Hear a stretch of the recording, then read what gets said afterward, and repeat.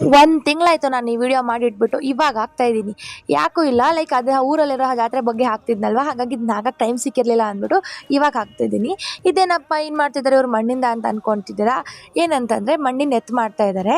ನಾವು north Karnataka side ಮಣ್ಣೆತ್ತಿನ ಅಮಾವಾಸ್ಯೆ ಅಂತ ಮಾಡ್ತಾರೆ. ಹಾಗಾಗಿ ಅದಕ್ಕೆ ಮಣ್ಣಿನ ಎತ್ತು ಮಾಡಿಬಿಟ್ಟು ಪೂಜೆ ಮಾಡೋದು ಪದ್ಧತಿ. ಅದನ್ನು ಮಾಡೋಣ ಅಂತ ನಾನು ಮಾಡಿದ್ರೆ ಮಾತ್ರ ದೇವರನ್ನ ದೆತ್ತೆ ಥರ ಕಾಣಿಸೋದೇ ಇಲ್ಲ, ಅದೊಂಥರ ಬೇರೆ ಥರನೇ ಕಾಣಿಸುತ್ತೆ. ಹಾಗಾಗಿ ಸುಮ್ಮನೆ ನಾನು ಯಾಕೆ ಕಷ್ಟಪಡಲಿ, ನಮ್ಮ ಅಮ್ಮನ ಹತ್ರ ಮಾಡೋದು ನೋಡಿಕೊಂಡು ನೆಕ್ಸ್ಟ್ ವರ್ಷ ನಾನು ಮಾಡೋಣ ಅಂತ ಅಂದ್ಬಿಟ್ಟು ಈ ವರ್ಷ ನಮ್ಮ ಅಮ್ಮನ ಹತ್ರ ಮಾಡಿಸ್ತಿದ್ದೆ.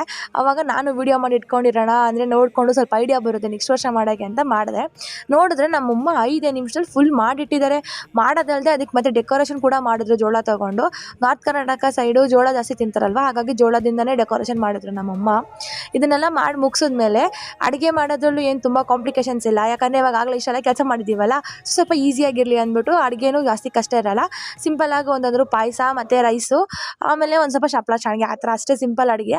ಆದರೆ ಏನಪ್ಪ ಕೋಡ್ಬಳೆ ಮಾಡಿ ಅದ್ರ ಕೋಡಿಗೆ ಹಾಕಬೇಕು ಅನ್ನೋ ಥರ ಅದು. ಸೊ ಹಾಗಾಗಿ ನಮ್ಮಮ್ಮ ಸ್ವಲ್ಪನೇ ಕೋಡ್ಬಳೆ ಮಾಡಿಬಿಟ್ಟು ಅದ್ರ ಕೋಡಿಗೆ ಹಾಕಿದ್ರು. ಇದೆಲ್ಲ ಒಂಥರ ಹಬ್ಬಗಳು ಚೆಂದ ಅಲ್ವಾ ಮಾಡೋಕ್ಕೆ, ಲೈಕ್ ಏನೋ ಡಿಫ್ರೆಂಟಾಗಿರುತ್ತೆ. ಎವ್ರಿ ಟೈಮ್ ಒಂದೇ ಥರ ಹಬ್ಬ ಮಾಡಿ ಮಾಡಿ ಬೇಜಾರಾಗಿರುತ್ತಲ್ವ, ಈ ಥರ ಡಿಫ್ರೆಂಟಾಗಿ ಬಂದರೆ ಅವಾಗವಾಗ ಸ್ವಲ್ಪ ಏನೋ ಖುಷಿ ಅನಿಸುತ್ತಲ್ಲ, ಅದಕ್ಕೆ ನಾವು ಇದೆಲ್ಲ ಹಬ್ಬಗಳನ್ನ ಸೆಲೆಬ್ರೇಟ್ ಮಾಡ್ತೀವಿ. ನೀವು ನಿಮ್ಮೂರ ಕಡೆ ಯಾವ್ಯಾವ ಥರ ಹಬ್ಬಗಳನ್ನ ಡಿಫ್ರೆಂಟಾಗಿ ಆಚರಣೆ ಮಾಡ್ತೀರಾ ಅಂತ ಕಮೆಂಟ್ ಮಾಡಿ ತಿಳಿಸಿ. ನಾನು ಕ್ಯೂರಿಯಸ್ ಆಗಿ ಕಾಯ್ತಾ ಇರ್ತೀನಿ, ಬಿಕಾಸ್ ನನಗೂ ತುಂಬ ಹಬ್ಬಗಳೆಲ್ಲ ಗೊತ್ತಿಲ್ಲ. ಹಾಗಾಗಿ thank you everyone for watching this video. ಹಾಗೆ ಇವತ್ತಿನ ಪೂಜೆ ನೋಡ್ಕೊಂಡು ಹೋಗಿ.